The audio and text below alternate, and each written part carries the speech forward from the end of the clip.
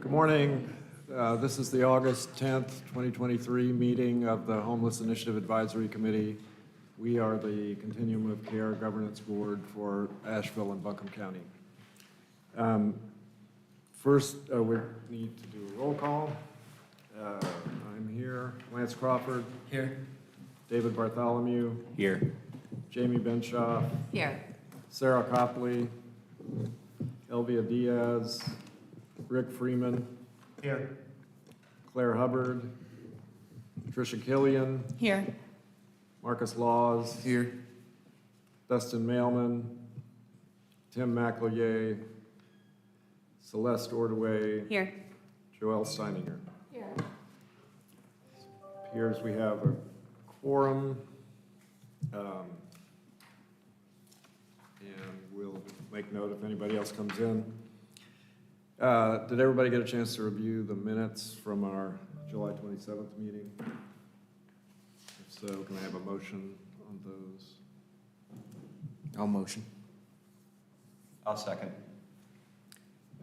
Any discussion, corrections?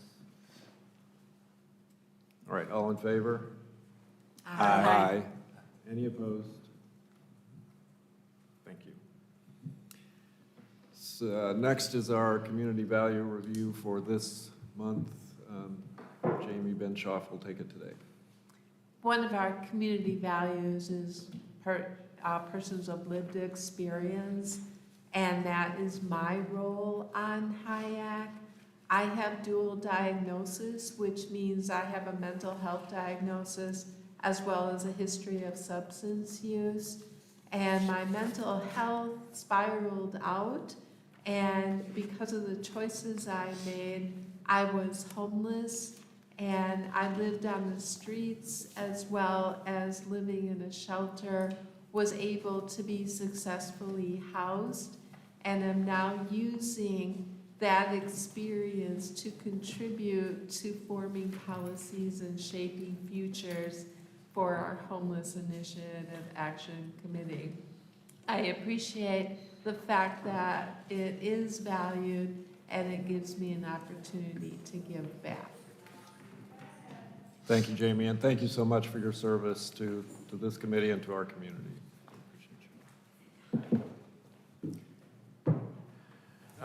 Okay, we have an update first from the Behavioral Health Justice Collaborative.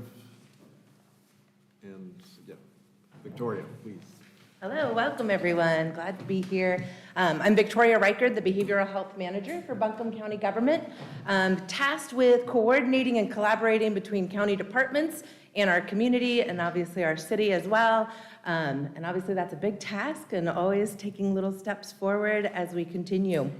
The Behavioral Health Justice Collaborative was created out of the Justice Resource Advisory Council. They recognize that there is a lot of behavioral health needs that they were not able to really dive into, having content experts, people with lived experience, to really help us recognize what are those opportunities that we can intersect with people who may become involved with the justice system, divert them into alternatives. And so in that next slide, I have kind of more information about what the scope was. And so I don't want to read all of that, but that's kind of the overview, trying to really help get the right resources at the right time, at the right place. And we have a wide variety of representatives, so we kind of have a list of members that we want to show that we have a variety of folks to be involved. But it is open to the public. So anyone is welcome to join, share their thoughts, hear what we're talking about, and be included and ask those questions. I appreciate it. I think someone who's part of the Homeless Committee Coalition had visited us and really asked some questions that maybe we wouldn't have thought of before. So we do welcome people sharing their thoughts and ideas, because it will make us better, right? And so to share with you all just some of our previous projects that we've worked on, one of the big things that I came on board with the county was to help plan for the opioid settlement funds. And so we started working on creating a plan for fiscal year 23. A lot of that work, we determined that we needed to do deeper work and really focus on getting feedback from people with lived experience. So what we looked at was what were current programs that would potentially lose funding that fiscal year if we were not able to support them. And so we continued our community reentry team, our EMS post-overdose response peer specialists, but we also heard from the community that there was maybe a reduction in naloxone. That's a big piece that we want to make sure naloxone is getting out to everyone. There are folks that don't know that there are other drugs in their drug supply that could lead to an overdose. We also explored opportunities to expand access to medications to opioid use disorder, and was also able to hire a recovery housing advisor. And so that's one thing I want to touch base with you all. And if there's more questions when we get to that point that I'm not able to answer, that may be something we can come back if you felt like it was relevant. But we really wanted to understand what is the need of housing as you all are working on. Housing is an important piece. And then also understanding for those that are recovering from substances, where are safe options for them to be? What are our potential gaps and what are recommendations? So I believe you all have those handouts. That first page is from our strategic planning that we did in fiscal year 2023, really identifying some of those measures. And on that back page, it provides some of our recommendations that we're looking at. So we have funded the left arm, which is focusing on life-saving efforts, but then we're also starting to explore on the right side.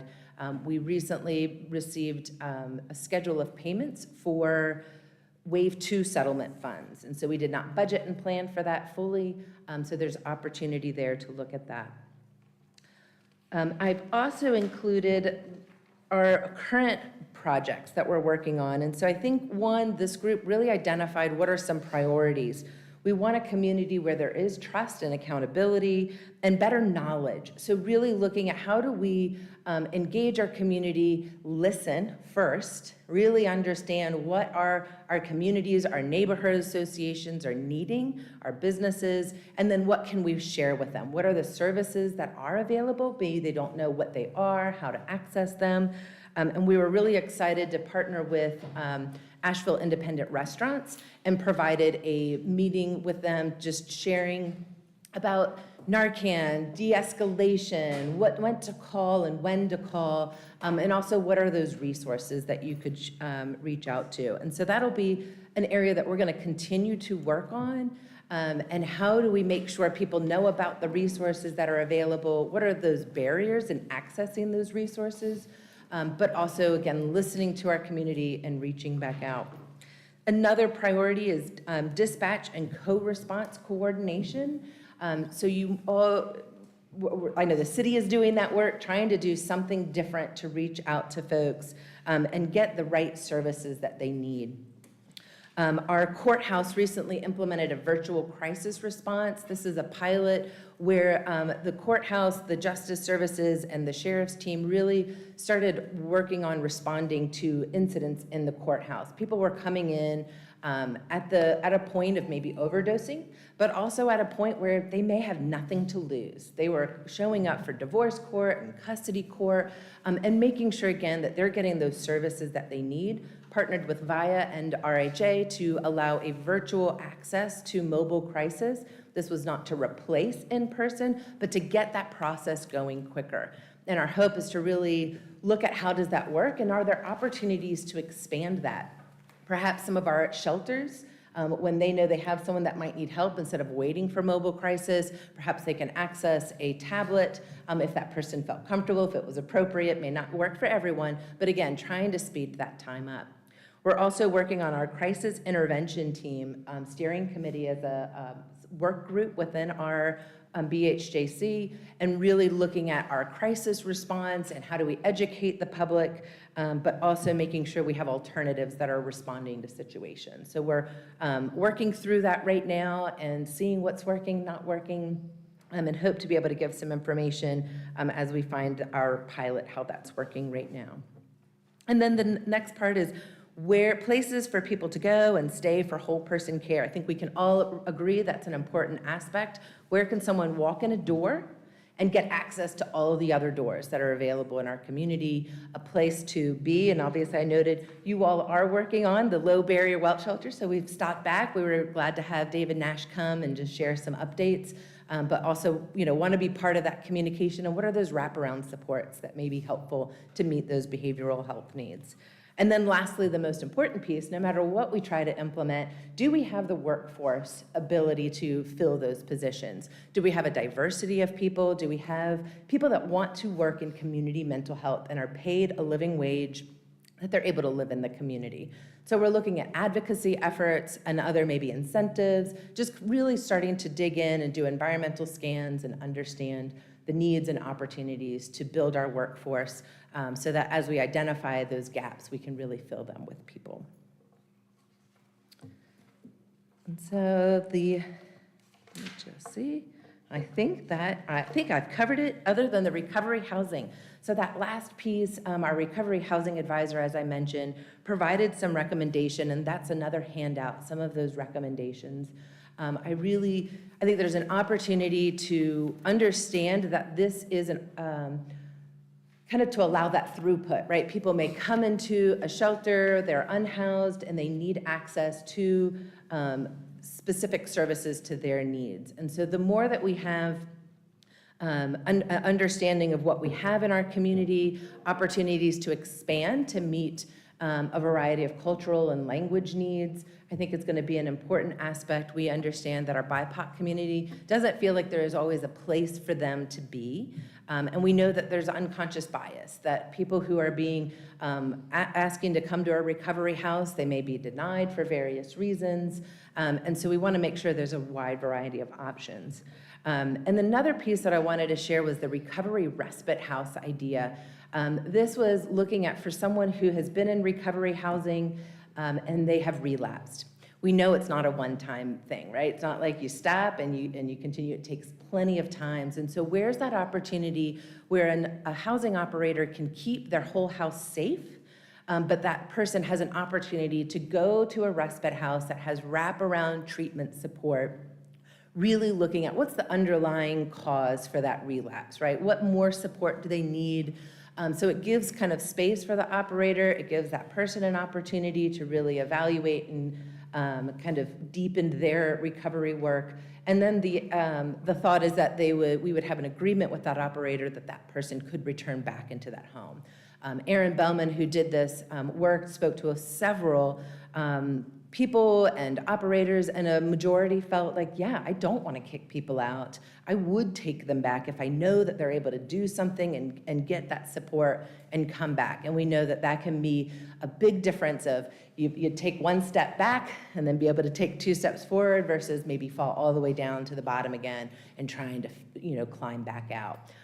So those are some items. If you all have any questions, I'm happy to answer.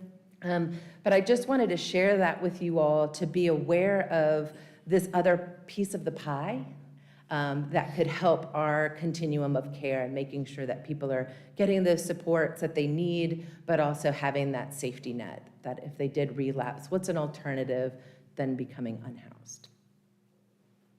Thank you. Thank you, Victoria. Any questions? And happy to come back if you all feel there's a time and a space that you're looking at something in particular. Please don't hesitate. Emily's got my number. I have a question. Yeah. There was a forum last night at the Reuters Center related to fentanyl in particular and other very dangerous drugs circulating in the community. And one of the points made there was that the cost of medically assisted treatment is higher than the cost of the drugs. So it's maybe $20 to $30 a day to feed your drug habit, and $40 to $60 to pay for the medically assisted treatment, which is obviously a barrier for our folks who are living on the street or in a shelter or in some cases in permanent housing. So what in your planning can you tell us what the current situation is there with resources available for medically assisted treatment? I know we have a lot of programs, including in the jail and the outreach, but what can we do to bring those costs down? The last part, how do we bring those costs down? I'm not exactly sure. Sometimes those are like the manufacturers and what are their rates. I think with our opioid settlement funds, that's an opportunity to leverage. I think right now in our community, there are several grants that are supporting, such as MAHEC. So our community paramedic program is able to induct someone out in the field regardless of insurance, connect them with MAHEC, and continue. Appalachian Mountain Community also has some grants to help offset that. And what I also want to point out is they have a mobile clinic that they've recently have I want to say it's a nurse practitioner. And that's going to be an important piece, right? Even if you could afford to get the medications, can you get to where you need to go? I know even MAHEC has really looked at, we've been getting more walk-ins. So maybe someone does have an appointment, but they're not able to make it to their appointment, but they're still trying to come and show up. And so they're continuing to evaluate and change some of their practices to make that more accessible. And so I think that's going to even be one big piece. How do we get the resource to people versus people come to the resource? And so I think our community paramedics we did with our opioid settlement funds this year are expanding our community paramedics by 2 teams. So we will have 4 community paramedics out in our community 24/7 and able to induct on buprenorphine and connect them with MAHEC. There's also conversations with the hospital that they are working on beginning providing that prescription and induction at the hospital, and community paramedics kind of being that bridge to get to MAHEC. Because we know, again, you can come out with a prescription. There's a lot of logistics to figure out and where to maybe get that filled. I know the pharmacy at the hospital is looking at that. We also have funds for social determinants of health within our opioid settlement. It's not as much as I hoped.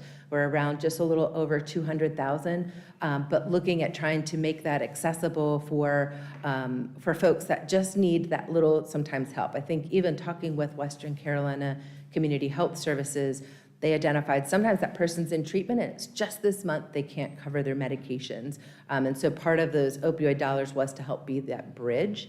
I do worry that is it going to be able to be the bridge for everyone and for sustaining? And so that is something we're going to really have to look at is what is the cost? How can we drive that cost down so we can serve more? But also what's really important is that we're able to give people those medications as long as they need. Typically, they're given 1 year with that grant. That's not always enough. Someone might need medications for opioid use disorder for a lifetime, just like someone might need it for diabetes and cholesterol. And so that's going to be an important piece is how do we make sure that someone who needs to continue, I know our FQHCs are, oh, we're supposed to, this person's supposed to be taken off this grant, but they're trying to work that out. So I think partnering with opportunities from the state and funds coming down, with the funds that VIA is getting, and as well as leveraging our opioid use dollars will be at least one way that we can reach more people. So it's long-winded, but I hope that gave you all some more. Thank you. Yeah, I think we need all the infrastructure built out, the professionals, the vans, the services, but I would say from our client's perspective, if medically assisted treatment is what they choose, and obviously we would encourage them to do that, we need to make it free for them. And that, I would say that's a high priority for local funding, for opioid settlement funding, or for any other sorts of funding that might make that possible. Yeah. Any other questions, or Jamie? I just wanted to really put a plug in for 988, which is the Suicide and Crisis Intervention Hotline. It's an easy number to remember when you are in crisis, and you can text or call. So they're very helpful, and I really appreciate that we have that available. Yes, absolutely. And they do connect with VIA and Mobile Crisis to really get connected with some of those local resources as well. But as you said, easy number to remember, 988, anytime. Any other questions, discussion? Okay. So I understand the county has a new staff member to introduce. Yes. So I'll hand that off here in your Awesome. slot. Thank you all. Thank you, Victoria. Good morning, Jonathan Jones with Buncombe County Community Development Division, and thanks for just giving us a few minutes to do a little introduction. As you're aware, the National Alliance Within Reach report recommended that the county hire a full-time staff position to help support the work of the community and this committee, and we are happy to share that Lacey Hoyle has joined our team as the new homelessness program manager at Buncombe County. So she will be participating in the work here of this committee and engaging with the work groups going forward. She will probably be reaching out to a number of you in the future, in the coming weeks and months. So I wanted to take just a minute and help put a face and a name and introduce Lacey. You want to say anything, Lacey? I did not prepare remarks. Well, But I'm welcome. very excited to be here and to start doing this work. so. Welcome. I would say from supporting the HIAC's perspective, we have 4 city staff and 1 county staff member now.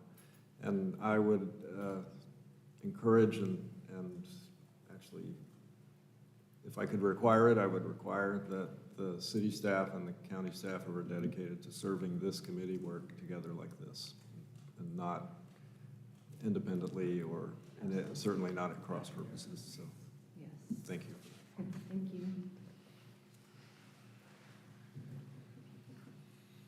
Okay. Let's see, coordinated entry equity analysis. Got too many things over here. Good morning. As part, you will hear from the funding allocations work group in a bit about the emergency solutions grant submission that is pending.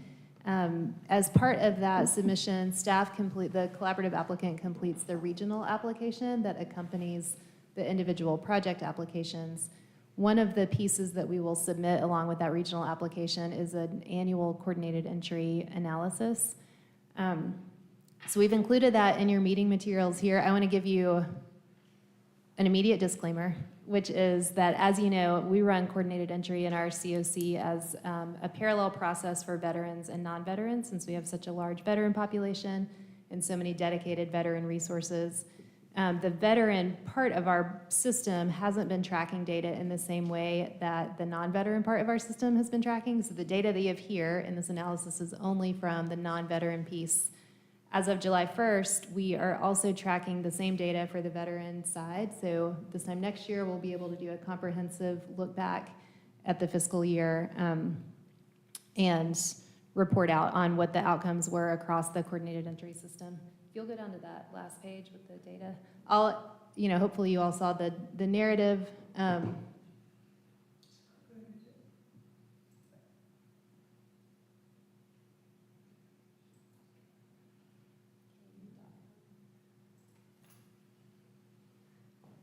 Hopefully you saw the narrative that is basically a recap of the Alliance recommendations and related to coordinated entry and some basic updates on our activities in improving the coordinated entry system over the past year. This in particular is a detailed look at the demographic data in only the non-veteran part, so CAM, we call it, Coordinated Assessment Meeting. Non-veteran part of our coordinated entry system. What you can see in that first column is our point-in-time data from 2023. So that's giving a general population snapshot. What we want to be looking at is what are the outcomes for people who are homeless through our coordinated entry system, and how does that match the demographics of our general population. We want to be sure that we aren't furthering, we know that we have disparities in our general population. We want to be sure we're not furthering those in the work that our coordinated entry system is doing. So the 3 columns are, again, first column, point in time, is our general population data. This slated column, slated is a coordinated entry language for someone has been accepted into a housing intervention. So we've had a slot available in a housing program, and through our process, we have slated someone who is currently homeless for that housing slot. So this year, we slated 156 people. Second big caveat is that that includes a number of folks who will be at Compass Point Village, who of course are not yet housed because that's opening imminently, but they've already been slated. So there's a big discrepancy between the number of folks slated and the number of people actually housed this moment, partly because of that.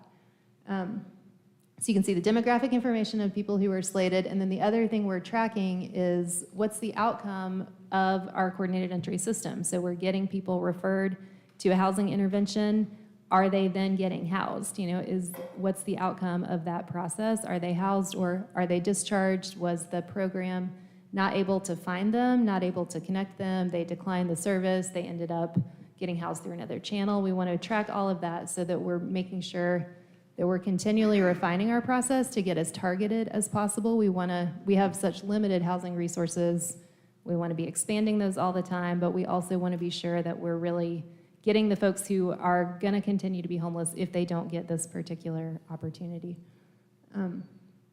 So through this process, 32 people were housed in the past year. This is also following the city's fiscal year, so July 1st to June 30th is the data set that we're looking at here.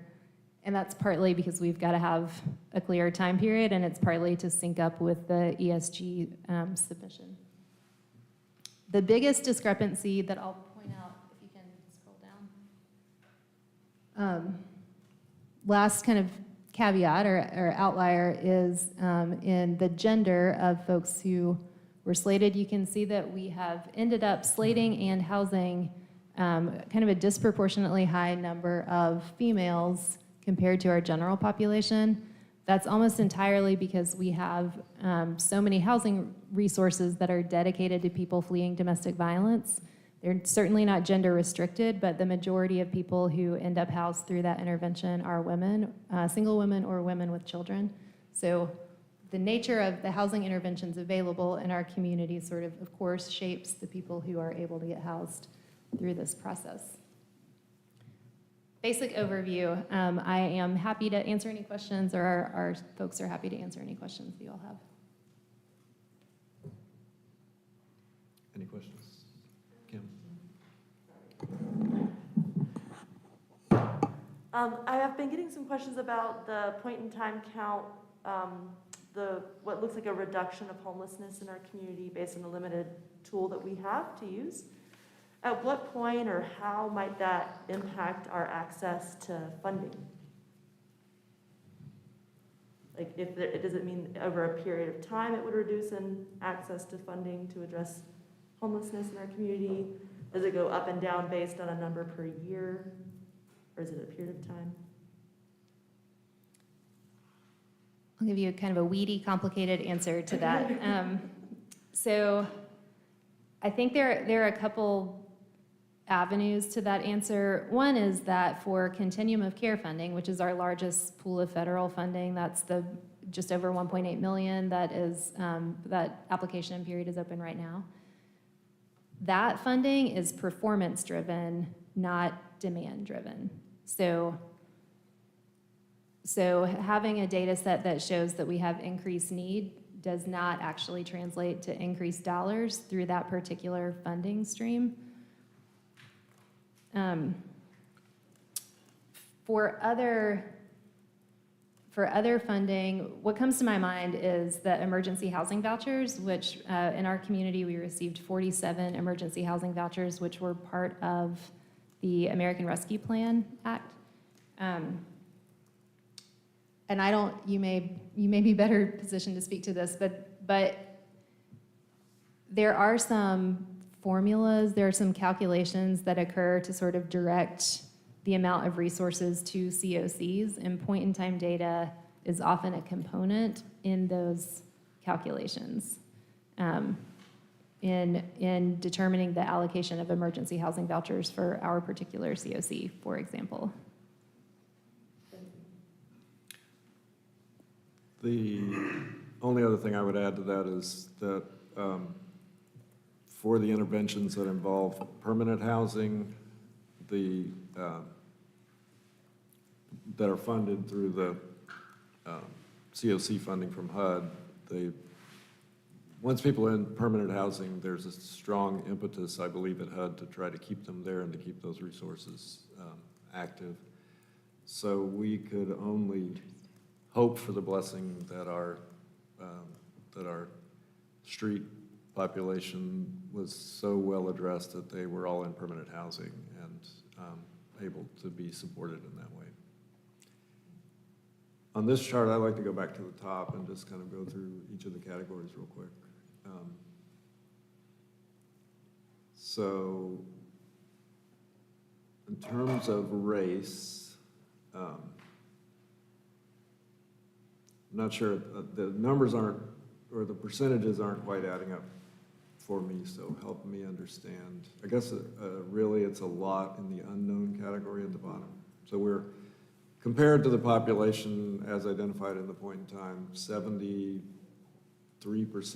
are white and 66%. So that they're 66% of people slated were white. 73, yeah, okay. Yes. So we're underrepresenting white people compared to the point in time, is that? And then it appears we're also underrepresenting black people compared to the point in time. So which group are we over-represented with? Looks like Native Americans, perhaps a little bit. Yes, although just to state the obvious, those numbers are so small, not the percentages, but percentages, not the that actual number big of a deal. people are so small. And then, as you pointed out, we did slate 14 people where we didn't have demographic data for them, so that's certainly a contributor here. And my other question, you mentioned the veterans. I saw a report from SSVF that had some looked pretty careful racial demographics, so they may be tracking it in a different format than in HMIS, or? Yes, so we do certainly have demographic data for SSVF and HUD-VASH, which are the two primary interventions for veterans. So we could report through HMIS or have those programs report directly on who they are serving, which is the result of the coordinated entry system, but we don't have coordinated entry data that's tracking who's getting slated and what's the outcome of those folks who are getting slated. Okay, well, I think it would be helpful to look at the veterans numbers from whatever source, if they're not exactly the same source. I think that would be helpful. Any other questions about this or comments? I have a question. What mechanism is being used in coordinated entry to address the overrepresentation of Black people in the homeless system? Like, because I sit on the veteran side, and we look at it, but what actual mechanism are we using to decide? Because it looks like there is something affecting the numbers. We don't currently have a mechanism. Do you mean how are we deciding who's Yeah, getting slated and housed, or how are we basically. addressing the disparity? Yeah, how are we addressing the disparity and how are we deciding who's getting slated? So we're deciding who's getting slated based on length of time homeless and VI SPDAT score, and we know that the VI SPDAT is not helpful in closing the gap on disparities, and so the coordinated entry work group, I don't know if you want to speak to any of this, but the coordinated entry work group is looking at how to replace the VI SPDAT. We've been talking about that for a long time, and that's true across the country. I mean, the VI SPDAT was rolled out and promoted so heavily, and so many COCs like ours fully adopted that as the primary assessment tool. And then in the last, 2 or 3 years, there's been some research and new data that that's not actually a tool that is a tool that can further disparities. And so across the country, lots of work being done on developing assessments that can take the place of that and help get people to the right resource that will resolve their homelessness, and also help promote equity in a way that is legal within federal guidelines. All of that's very complicated. So coordinated entry work group is moving towards addressing that, and also staff are certainly keeping an eye on what's happening nationally. We know that HUD is working on some support for communities around that, and the National Alliance on Homelessness has a work group that is, beta testing and looking at how they can develop some guidelines and assessment tools.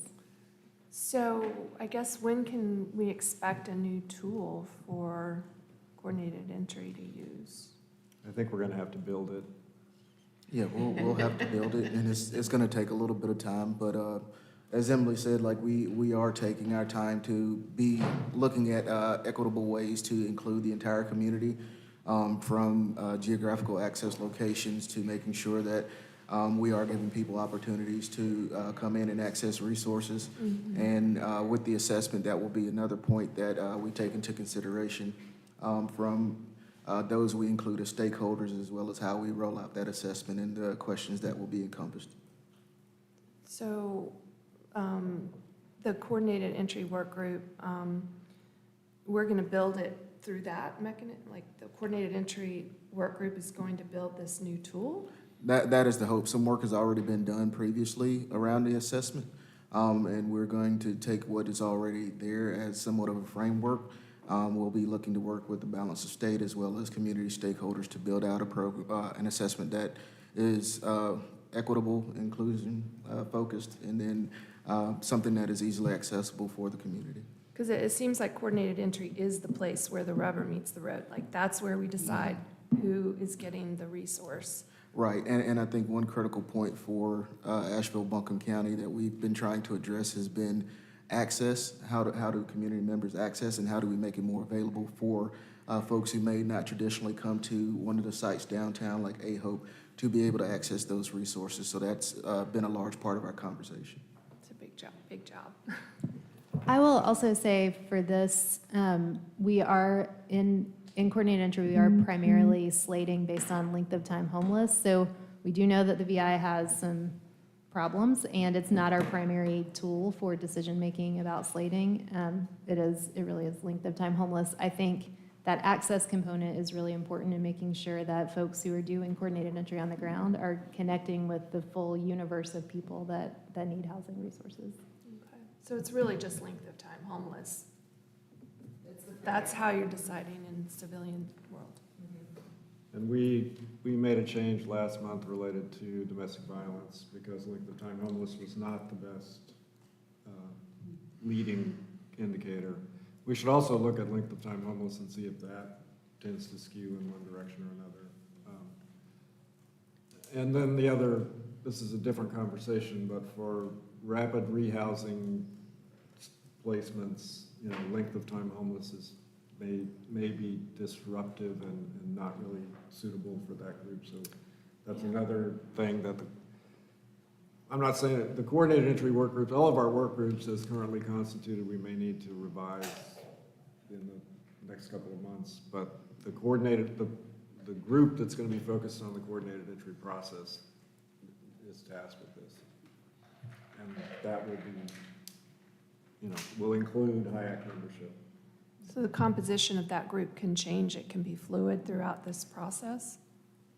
Well, I think we have a good group. They're making good progress. I think they should continue. Whether they continue as a HIAC work group officially is a different question. I just wonder when we bring experts in that know about like these tools. I asked this question to the experts we brought in last year, and they said they don't have a tool yet. They're working on it. Yeah, I think that's part of the national struggle, I'll call it. It really is. Every community that I have had contact with is in the same position that we're in.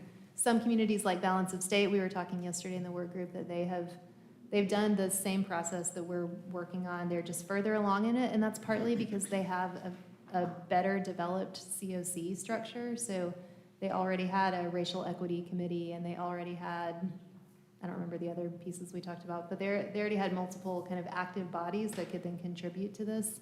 Where the governance work group right now is in the process of building out some of what that can look like for us in the future. Thank you. So stay tuned. And get involved for those who are interested in this issue. All right, HMIS data sharing plan. I guess, how are we doing on time? Excuse me. Fine, but I know you can move fast, Charles. Yes, I'm going to try and make it as brief as possible. Last time we met, we went over the sharing CASOBA concept that NCHMIS has structured, where agencies can be able to view each other's data. And so today, the request is for the HIAC board to vote on whether they would like to proceed with this. We will be issuing, part of this sharing CASOBA is to issue a new HMIS ROI, and that was in the meeting materials. The only modification we made since the last time we met was to pull out, specifically reference substance abuse as being a data element that could be shared so that clients can understand that that is part of the agreement more clearly. Also, since we last met, Mission Hospital has agreed to be a view-only HMIS agency, which is good. Of the two agencies last time, one of them has concerns about the administrative burden that presents to them. I've offered some alternatives, so that process is still in negotiation in terms of whether they would be willing to join the sharing CASOBA. And the other conversation that we had was with Buncombe County. They had some concerns about their departments being listed on the HMIS ROI, specifically as a non-participating HMIS agency in the event that frontline users at HMIS agencies make sure they understand that this is a one-way sharing of information. So it doesn't obligate the county to share information with HMIS agencies per this HMS ROI that we're asking clients to sign. So definitely there can be bidirectional sharing, but it's up to the privacy and security policy of that county agency in getting the client's permission in order for them to share information they have that the HMIS agency does not have. Aside from that, those are basically our setup here, our arrangement for implementing this. So let me restate my understanding. The new system, if I'm correct, would allow clients the opportunity to choose which agencies their HMIS data is shared with, as long as those agencies are part of this agreement. Is that correct? Right, so there is a list of the HMIS participating agencies, and that is on the HMS ROI. And clients can, if they so choose, say, I do not want agency XYZ to see my information. And the agencies need to come on board to be able to share with others and to see data from other participating agencies, correct? Yes, so we have two pieces here. One is the CUSOBA, which is agencies agreeing to participate in the sharing plan. So agency leadership signing that literal document. And then the other is the release of information, which the client would sign. And as Charles said, to answer your question, the sort of default would be that the client is sharing data with that sharing group, but they have the option to exclude agencies that they don't want to share with. Okay, thanks for that clarification. Any questions or comments? Jamie? I have a comment. When I was homeless, there's a joke that you lose IQ points as a result of being on survival mode when homeless. Your amygdala, the old part of the brain, is hijacked, and you are constantly on hyper-awareness looking for the next potential threat. And when we're talking about HMIS data sharing and being able to choose, I just wanted to state somebody coming off the streets is not always going to be able to participate. We may lose people that we can help by overburdening this process with that type of choice and that type of conversation. Well, I definitely will say, yeah, that is something that has come up when clinicians already in talking with agencies. It is a challenge in terms of this HMIS ROI. How do you make it so it's not a barrier? And certainly part of our training is that the caseworker is to translate the HMS ROI, so they're not having to read the entire document. We're also reducing some of the language that's in and reducing some of the paperwork, and we're going from about 5 pages to 3 pages. So there is an effort to try to minimize how much of a barrier this document could present. Part of the goal of sharing in HMIS among HMIS participating agencies is also to decrease the number of times that a person has to repeat the same information to different agencies, sort of in the same spirit of what you're describing. All right, so do we have a motion to approve the sharing plan and release of information? I make a motion to approve the sharing plan. I'll second. Any discussion? Your motion includes the ROI. Yes. All in favor? Aye. Any opposed? Great, thank you. Thank you, Charles, for all the work that has gone into that. And I bet there's going to be more work to actually implement. Thank you in advance for that. Chair, can I make a comment? I didn't want to influence the vote, but this has been something that this community, I know Emily Ball, like it's just so small on the agenda, but it's really huge. With all the wrinkles and concerns, particularly having Mission on board, really getting that going. Congratulations, Charles. This is something our community's needed for years. So thank you so much. Thanks. That's it. Anybody else? All right, next item is the Emergency Solutions Grant funding. I am going to turn the chair over to Lance for this discussion. All right, so we have a recommendation from the Funding Allocations Work Group for the ESG grant. And who will be commenting on that? Oh, I can, sure. Okay. So you can see the recommendations from the committee over a series of meetings. Part of the progress is that the committee developed a scorecard, took recommendations from the National Alliance to End Homelessness Consultant, particularly on the question of equity and the goal of each project to contribute to ending home unhoused people within 50% within 2 years. So you can see our recommendations, very tough decisions. I also want to point out that Helpmate scored above 90% on all their applications, going to the slated spots. I think it's just a very impressive what they have been able to develop, particularly in the last 2 years. Any questions? All right, do we have a motion to approve this? I believe the funding allocations work group is the motion, so you need a Okay. second. Do I have a second? Second.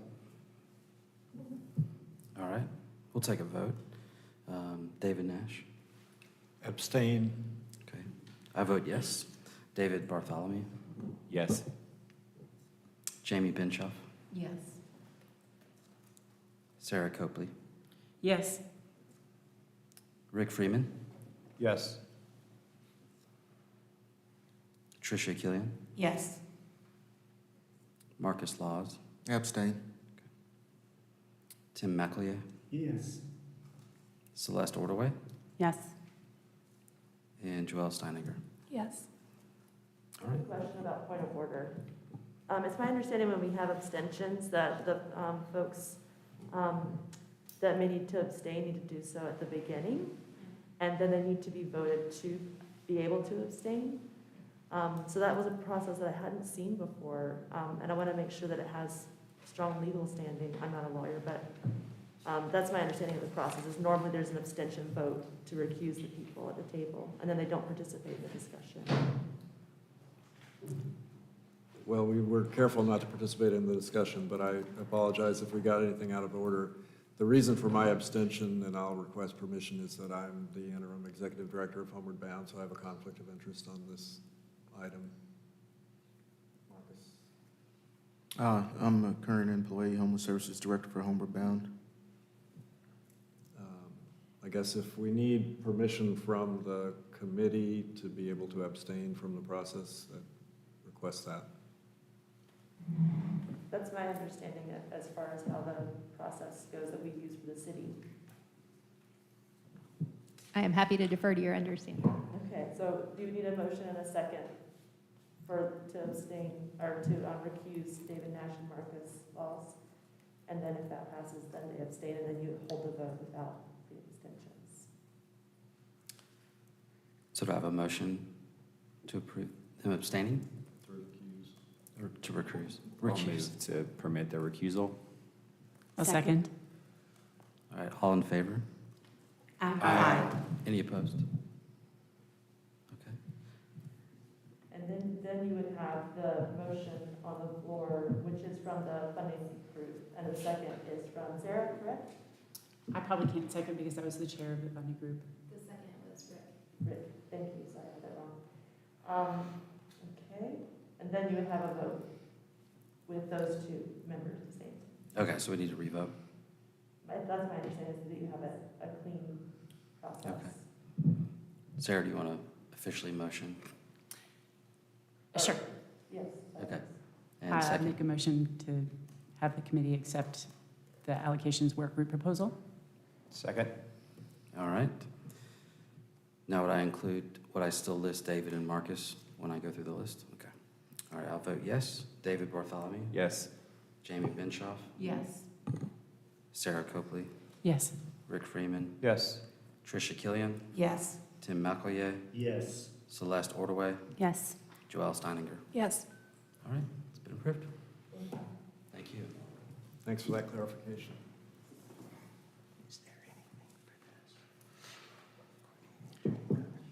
All right, work group progress reports. Coordinated entry. Okay, so coordinated entry work group has been having a lot of conversation and among ourselves and with other communities around access piece, which is one of the 4 pillars of coordinated entry, including assessment, prioritization, and referral. We are looking to make a recommendation soon regarding framework for coordinated entry access piece. Prior to that happening, we would like to have some discussions with providers that we have identified. What we see that may be specific challenges, maybe whether or not those agencies would like to participate, as well as their capacity to be able to participate. In moving forward, we will be looking at our community-wide assessment. And in doing so, we will be reaching out to the balance of state to get information on work that they've already completed and how we may be able to integrate it into our assessment process. We will be creating a list of community stakeholders to be involved in the building of this assessment, which will include academic individuals, specifically around data measurements, service providers, those with lived experience, and groups who can focus on equity and inclusion. In our upcoming meetings, we will be looking at creating a timeline for project advancement with our assessment, as well as other pillars within the coordinated entry work group. In specific, one thing that we will be doing is planning a work session where we will focus on our diversion process and building out a policy specific to diversion, our by name list, rapid rehousing prioritization, and our infrastructure and documentation related to coordinated entry.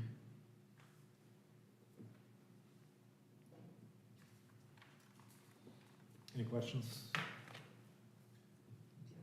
Governance? All right, so in the governance work group, we made some great progress since the last HIAC meeting. As you know, last HIAC meeting, Rick Freeman presented on our board composition draft, and we received some feedback from the HIAC. We've reviewed that feedback. We've worked through board composition and committee structure. Upcoming, we're going to be working on work group structure and membership. We've increased the frequency of our meetings over the next month or so. In fact, on Monday, we had a 4-hour meeting. Thank you to the work group for committing to 4 hours to make some significant progress toward our goal. Our new goal now is to have a draft charter by the September HIAC meeting. Questions? Yeah, I have a question. Is the September HIAC meeting on the 12th or the 14th? I thought I saw a reference to it being done on the 12th, which is a Tuesday. It's on the 12th. Which is a Tuesday? It's a Tuesday. We had to do it earlier to meet the deadlines for HUD's Continuum of Care funding cycle. So I didn't So we misread it. Okay. called a special meeting for that Tuesday, and I believe at the last meeting a couple weeks ago, we decided we would not have 2 meetings in 1 week. So the meeting for September will be September 12th. Thank you. Outreach and encampment. We met this Monday and reviewed a draft of an encampment policy and some principles behind that. It was a very good discussion. We're taking edits from everyone on the committee until Friday, and then we'll meet again on the 21st with the hope of having a recommendation to bring forward in September. Thank you. Questions? Sheltered Committee, following on your approval last month of our recommendation for 2 things. One is temporary shelter resources to fill gaps while we look into the second recommendation, which is a new high-access shelter to serve our community.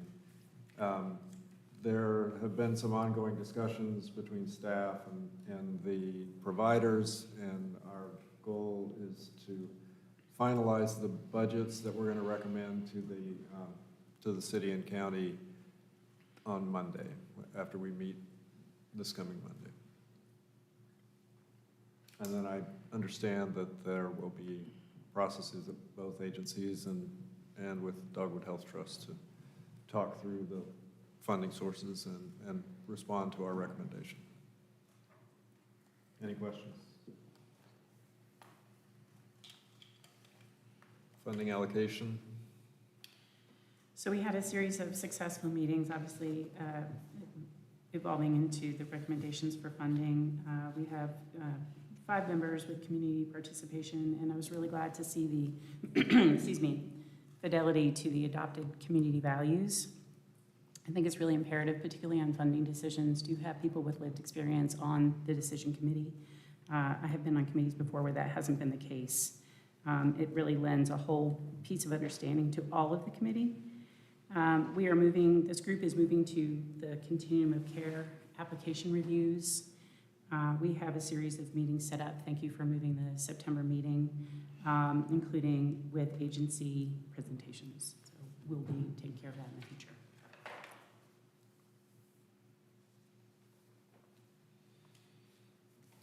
Any questions? All right, now's our time for public comments.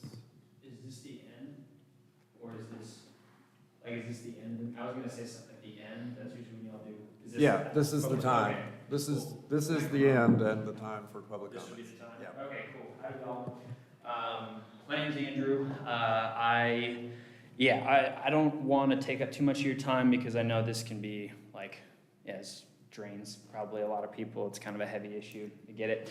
So I'm going to go kind of from like a 10,000 foot view and then just stop me when you guys want me to take off. I'm shooting for like less than 5 minutes here, okay? This is a pitch, just so you know, but I'm not going to ask for money. I'm going to ask for something that's a lot harder to get a hold of and then access to your trash, okay? Let me explain. So tiny homes. I was talking with, it was Jamie, I'm sorry. Jamie earlier about this. It sounds like y'all had a group come in before, pitched you on it, but they were out of county or out of area to the point where you weren't quite sure if they were going to be able to follow through, and they didn't really have like an established framework in place. Do I have an understanding of why tiny homes isn't like an option that the city's going with? I don't know. I'm curious. I don't think we've gotten a formal proposal yet, but go ahead. Okay, Go so ahead and tell us what we need to do. So, well, I don't know what you need to do. I don't have any answers. What I might be able to do is give you guys a little bit of room to breathe for a little bit of time. So, my position I'm in, I am starting a company, a mushroom company. Mushrooms, you guys are, whether you know it or not, some of you maybe do. I think you're a mushroom fan, right, Miss Roney?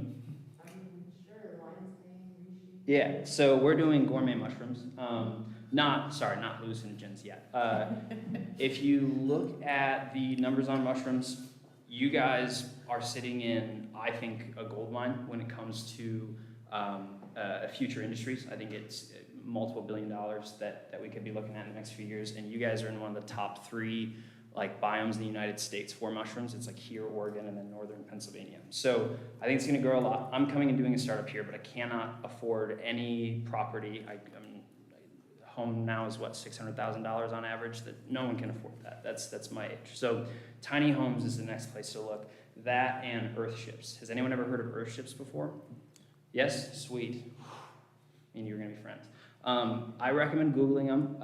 This is why I'm asking for access to your trash. So in the 70s, there's a guy who basically was like, all right, we have all this waste material coming off of cars, like plastic, stuff that's never gonna decompose. Why aren't we using this to build homes? And he's figured out a way to build the most energy efficient homes to date. My background is in sustainable energy. In college, I was officer of energy sustainability. I have a Tesla I used to work at Tesla, so the sustainability end is really important to me, but the price point's also absurd. I think that you could build tiny homes because the goal would be get housing first, and so I'm sorry guys, my brain is just, there's a lot of different things going on at once. Hey, I'm sorry to interrupt you. Can I ask you to speak into the microphone? I'm sorry, guys. Only because Hello. that connects to our streaming, so it might be hard to hear you on the streaming if you're... Sorry, guys. Cool. Sorry, let me get back to it. So what I would be asking for, and kind of what I'm shopping for in this general region is, I know I'm gonna be in the Blue Mountains. It's the best place for my business to start and kind of what I'm doing. I'm not a housing developer. I have no interest in like building 500 tiny homes for the city. I can't offer that. But what I can offer that I think might be helpful is at no cost to the city, as a private citizen, I'm gonna be building these spec'd out for this region. I'm gonna know exactly what like the humidity requirements would be. And I'm gonna be able to spec these out exactly for not just your homeless population, but also you guys have a massive issue coming up with your creatives, your artists, your musicians, your people that make this city so beautiful are the people who aren't gonna be able to afford it anymore. An option like this, when I say give you a breath of fresh air, this could give you guys that gap where we just need, you guys have been talking all about how, sorry if I'm not talking in there enough, you guys have been talking all about how it's really important to get people in housing quickly. You can kind of address things afterwards that are, and obviously you want to do things properly, but with these tiny homes, we're talking about lockable units so people don't have to sleep with people that they don't know that are possibly on drugs. And they would be at a price point that are affordable. I truly think, and these would be small units, they wouldn't be the prettiest, but they would do the job. I truly think at $495 a month, you could have something like that for the city. Now, 495 is an important number. The bottom of your, what is it, sorry guys, I've just been doing so much research. There's a number that's calculated out for like the poverty level, and at the low end of that number, it's $17,850, I think. Does anyone know the number I'm talking about? Sorry guys, so there's income levels, and it's like, if you make only $17,000, you're at like 80% of the poverty level or something. Does anyone know what I'm talking about? No? Cool, nice job, Andrew. All right, sweet, so let me back up then. I guess what I'm trying to say is, I think I can come up with a great system that then you guys can take, like the data would be full access to you guys. To build these homes, I need access to tires, like used car tires, which usually are really hard to recycle anyway. So yeah, if I can get access to your trash, I can build these. I'm happy to share all these with you in terms of like the how to spec them out, everything like that. What I would ask for is a contact to work with if I have to wade through permitting processes and everything like that, which I will anyway, but if I have to do that on my own, it's gonna be a nightmare because this isn't an established system. There's a lot of money in current housing. There's a great chance they would slow me down in some way, shape, or form. So yeah, that's the rough draft. There's a ton more information, but I know y'all have sat here for an hour and a half, and yeah, would love to talk more about it with people. But if that doesn't interest you at all, no stress. Thanks for your time. Yeah. Thank you.